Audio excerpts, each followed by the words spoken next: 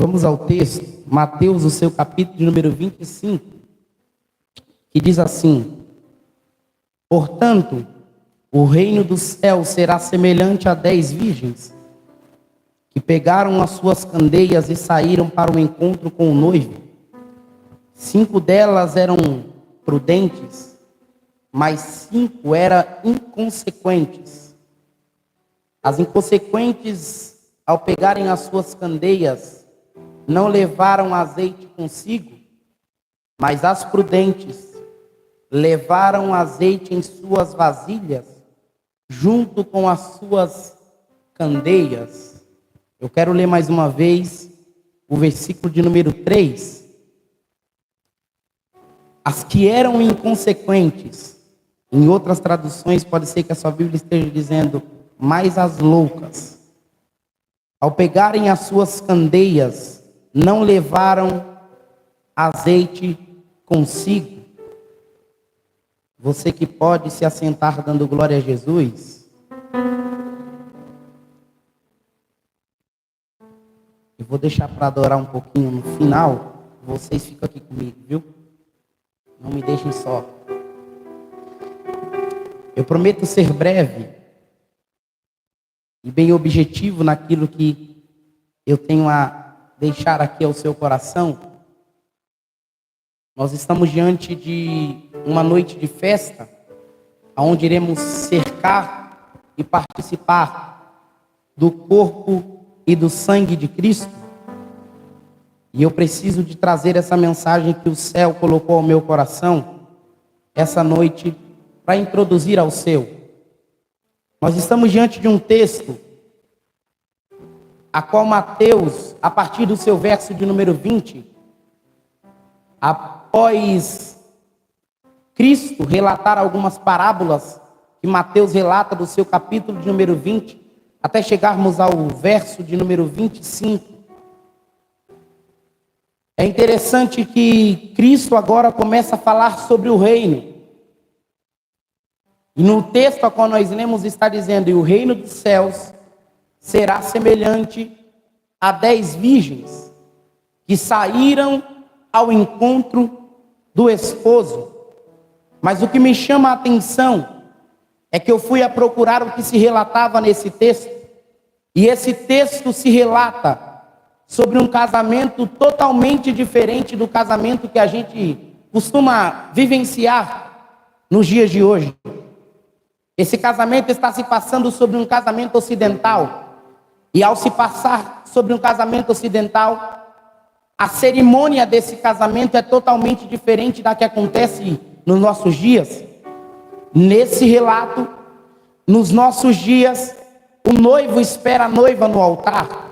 Mas aqui nesse texto, se passando de um casamento ocidental, acontece que o casamento ocidental se passa quando o noivo sai de sua casa, em direção à casa da noiva.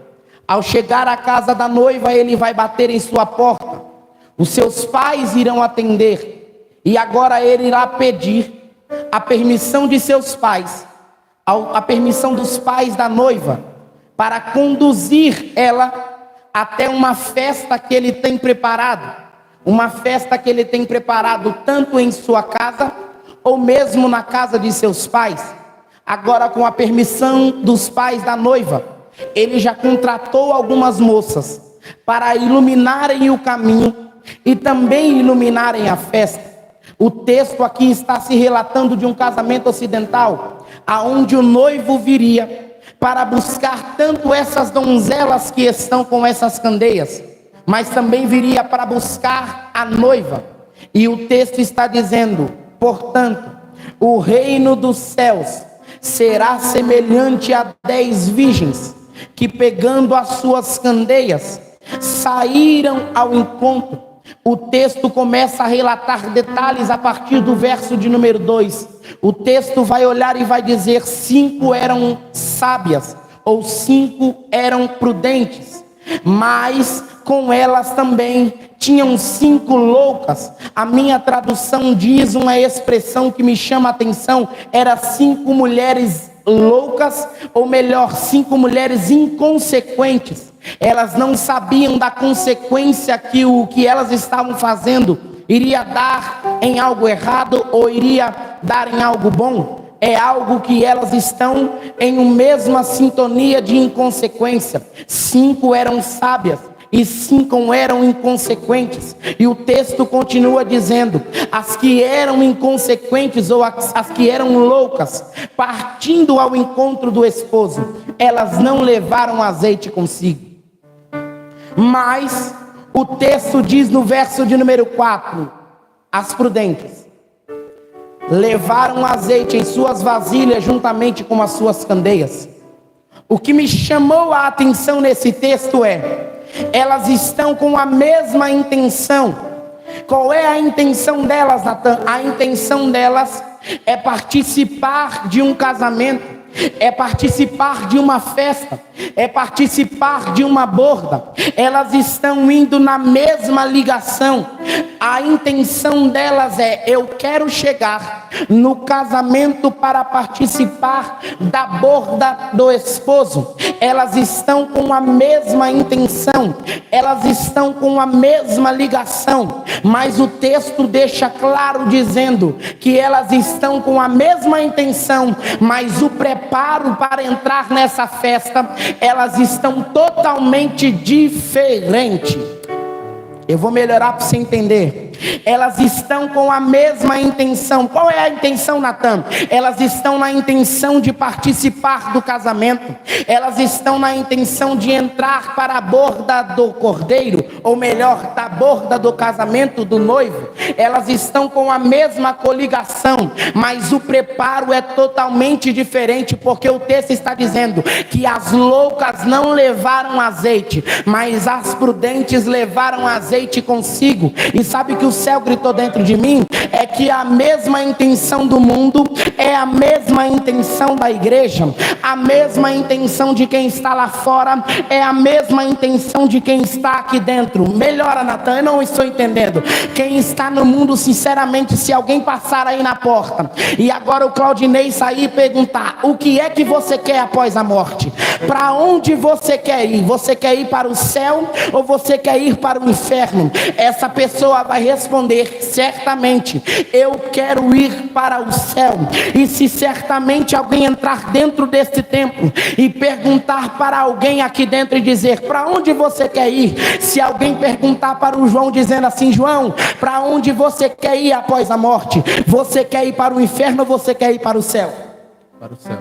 A intenção do mundo é a mesma intenção da igreja. A intenção de quem está lá fora é a mesma intenção de quem está aqui dentro. Após a morte, todos nós queremos ir para o céu. Mas o interessante é a diferença entre você e a diferença de quem está lá fora é o preparo. Por que, Natan? Porque você anda diferente, você fala diferente, você vive diferente, você não se mistura com ninguém, você não se assenta em mesas que te contamina. A diferença de você para quem está lá fora é: eu preciso de me santificar para que eu possa subir ao céu, para que eu possa provar daquilo que o cordeiro, daquilo que o noivo tem preparado. Eu vim aqui essa noite como boca de Deus para dizer para alguém: a diferença de você para quem está lá fora é que você vive diferente lá naquele trabalho. A diferença de você para quem está lá fora é que você vive diferente lá naquela faculdade. A diferença de você para quem está lá fora é que você anda diferente, você vive diferente, você fala diferente, você é transformado. Você não pode andar conforme quem anda lá fora. E o texto é bem claro dizendo que o preparo é diferente. Mas o que me chama a atenção é que elas sabiam que o que mantinha a lamparina acesa era o azeite que tem do lado de dentro. Elas sabiam que o que mantinha a lamparina acesa ainda é um reservatório de azeite que está do lado de dentro. Elas sabem que o fogo não pode queimar sem ter azeite. Elas sabem que o fogo não pode pegar na lamparina se não tem azeite. Elas sabiam que o que mantinha acesa a lamparina era o azeite, mas sabe o que acontece? Elas estão querendo entrar na borda do casamento de qualquer jeito, elas estão querendo participar do casamento de qualquer jeito, elas estão querendo provar daquilo que o noivo preparou de qualquer jeito, elas estão olhando para as circunstâncias, elas são inconsequentes, elas estão olhando e estão dizendo assim: a gente vai para o casamento, não precisa de levar azeite, a qualquer momento ele pode chegar, eu sei que a qualquer momento ele pode vir, ele não vai demorar não, o azeite que a gente tem aqui continua mantendo o fogo aceso, o azeite que a gente tem aqui ainda vai continuar pegando, mas as sábias elas estão olhando e estão dizendo assim: eu ainda preciso de entender que o que está escrito em Mateus 25, no seu verso de número 11, está dizendo assim: sei, vigiai e orai, pois você não sabe o dia e nem a hora que o Filho de Homem há de vir. Sabe o que acontece? Elas estão ali preparando para ir para a mesma cerimônia, para ir para o mesmo casamento, mas elas estão dizendo: eu não posso ir de qualquer jeito, eu não posso me preparar de qualquer jeito, eu preciso ter azeite na reserva, porque se o fogo começar a apagar, eu ainda tenho azeite para fazer esse fogo subir, eu ainda tenho azeite para fazer esse fogo pegar. Sabe o que acontece com a nossa geração? É que a gente quer participar da borda do cordeiro de qualquer jeito, a gente quer entrar no céu de qualquer jeito, a gente quer entrar na festa de qualquer jeito, a gente pensa que a gente curtindo a vida, preparando e vivendo assim: o noivo vai vir, mas ainda vai dar tempo de eu curtir algum pouquinho, vai dar tempo de eu aproveitar ainda as coisas do mundo.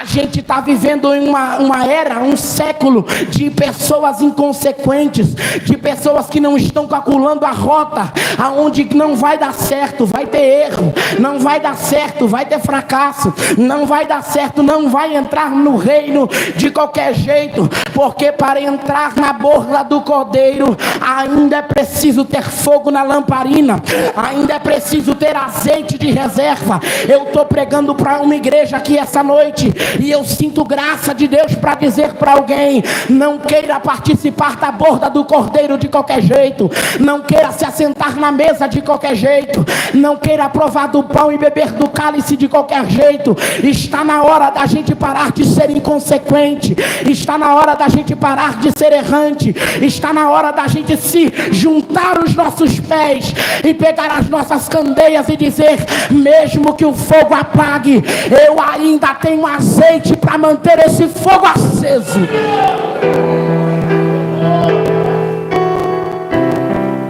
Eu gosto da Bíblia.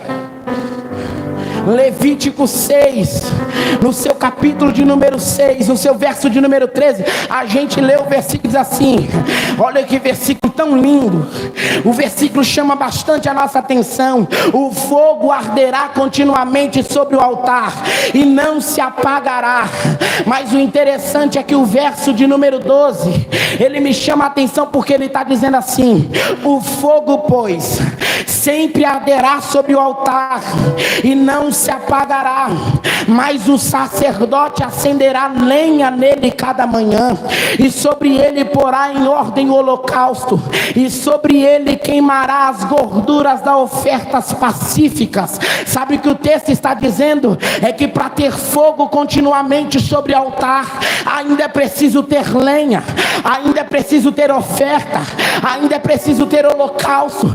A gente está preocupado em ter o fogo no altar, mas a gente não está preocupado em manter a lenha. Eu vim aqui como boca de Deus e eu sinto o temor de Deus para dizer isso aqui: está na hora da gente tirar as cinzas do altar e colocar lenha nova para esse fogo se acender.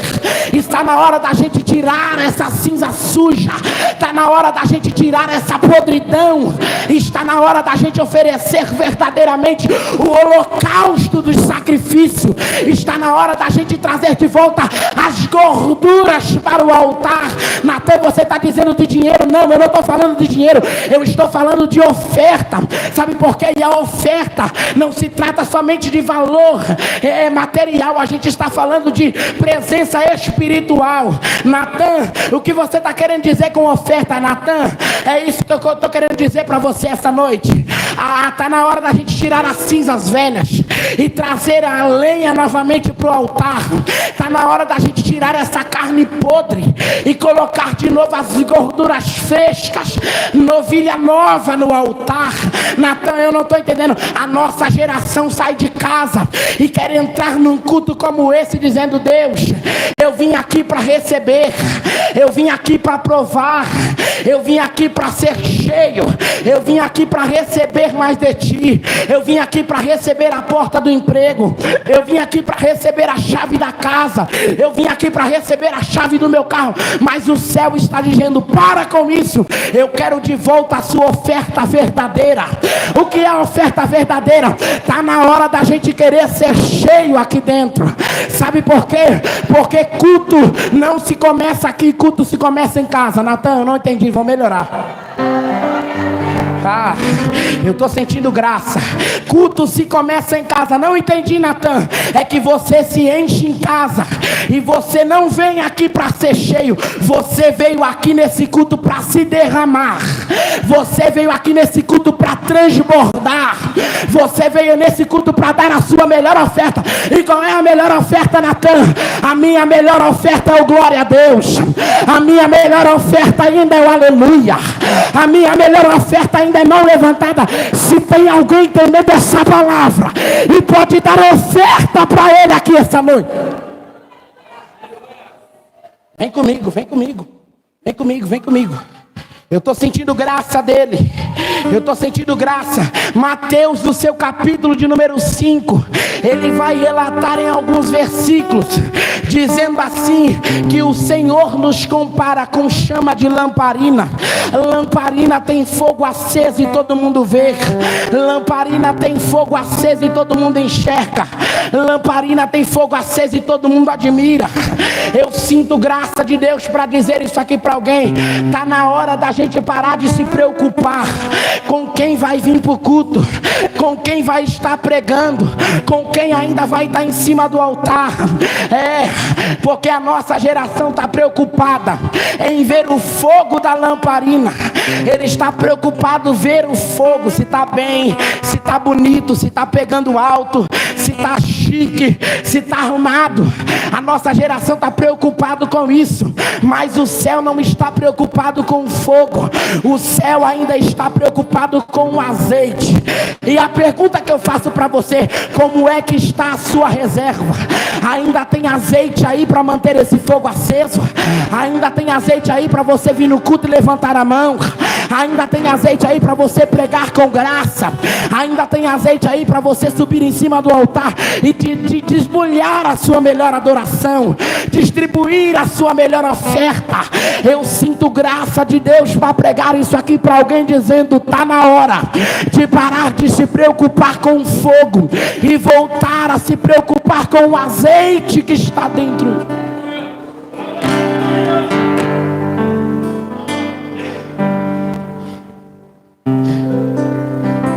Lucas, no seu capítulo de número 12, no seu verso de número 35,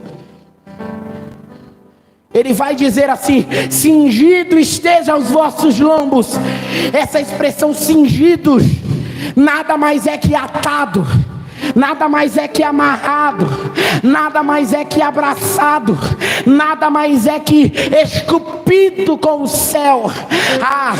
Eu preciso de dizer isso aqui. Tem muita gente que está igual com a síndrome do malfeitor. Natan, qual é a síndrome do malfeitor? Nós estamos diante da mesa e eu preciso de dizer isso aqui: Cristo está na cruz.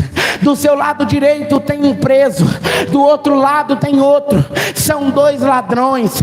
O ladrão da esquerda vai gritar dizendo assim: se tu és o Cristo mesmo, desce daí e tira-nos daqui, tira nós daqui, liberta nós.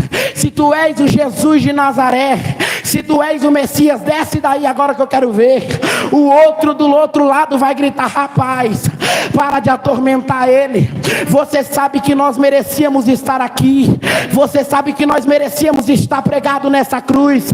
Você sabe muito bem que nós merecíamos estar aqui com ele. Nós merecíamos estar apregado, porque nós pecamos, nós erramos, nós roubamos mesmo.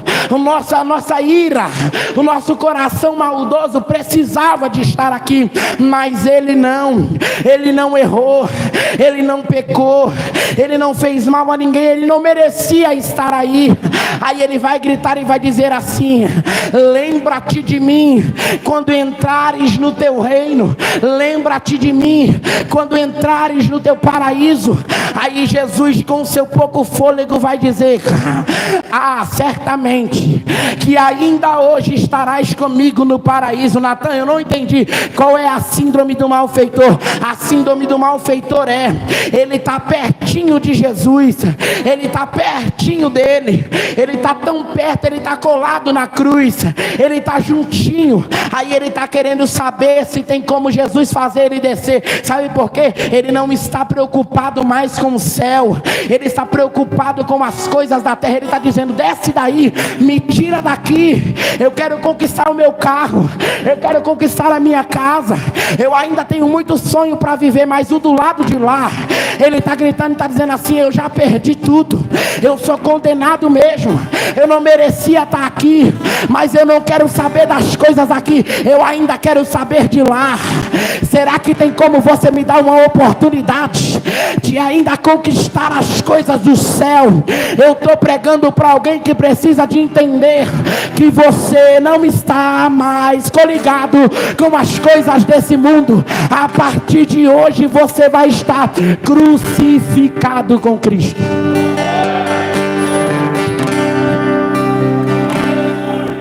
Eu encerro.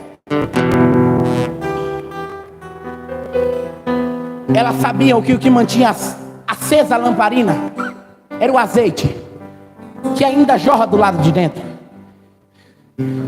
Segunda Reis, no seu capítulo de número 4, se relata de uma mulher, isso aqui é muito interessante, que ela chega até Jesus e diz assim: Jesus, ou melhor, perdão, ela chega até o profeta e diz assim: o meu marido, teu servo, morreu, e eu estou com alguns problemas, eu estou endividada, ele era o mantedor da casa, meus filhos estão para ser levados como presos, o que mais?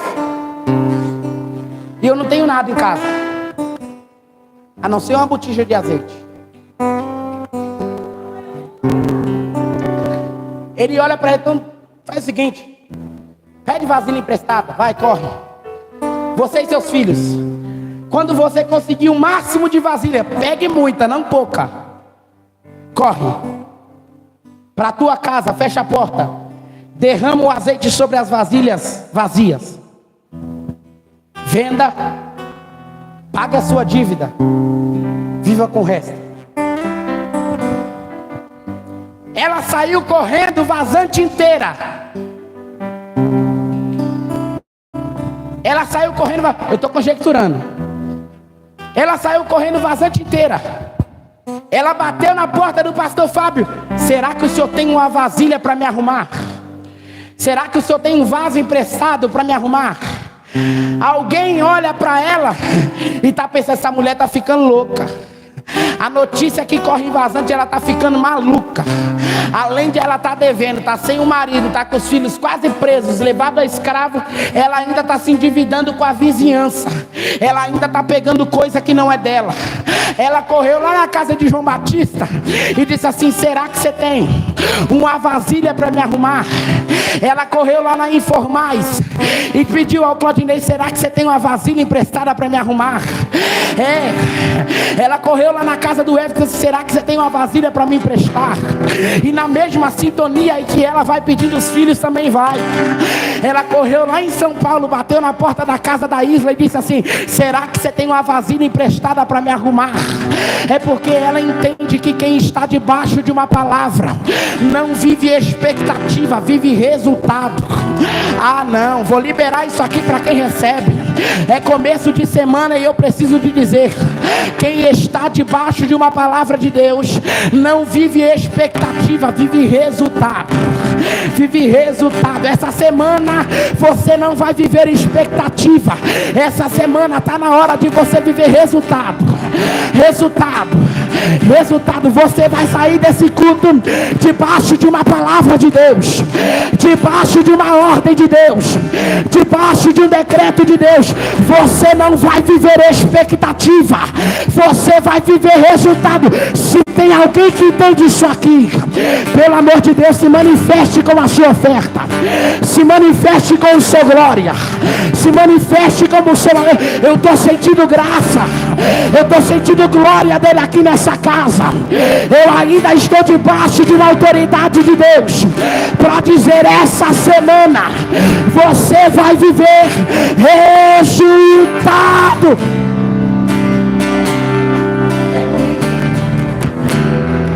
Ela saiu pedindo as vasilhas emprestadas.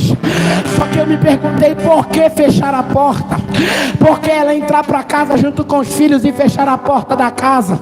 Aí eu entendi porque o céu disse para mim: Natan, é que tem muita gente que está ao redor da sua casa, não para ver o seu sucesso, mas para ver a tua derrota. Tinha alguém, João, do lado de fora gritando assim: agora ela morre. Eu quero ver todo mundo entrando na casa dela porque ela está pegando vasilha dos outros emprestadas. Ela vai passar uma vergonha agora. Ela vai passar uma vergonha. E o profeta se fecha a porta da casa. E quer que eu diga uma coisa? Isso aqui você não pegar, você não pega mais nada.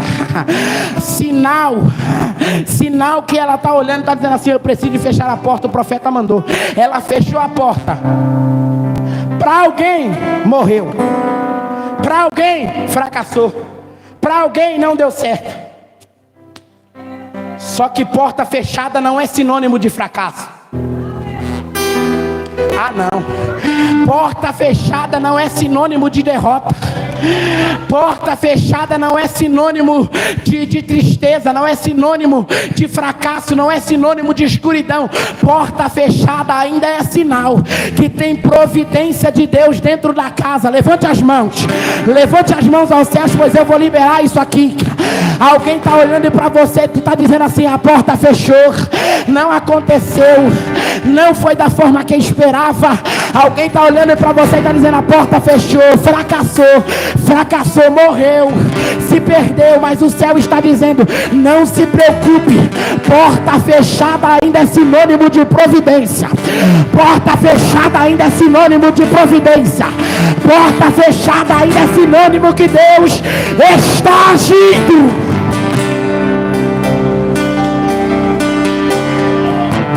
Ela correu, foi para casa, fechou a porta. Quando ela fecha a porta, ela pega os vasos vazios. Vem, traz o vaso.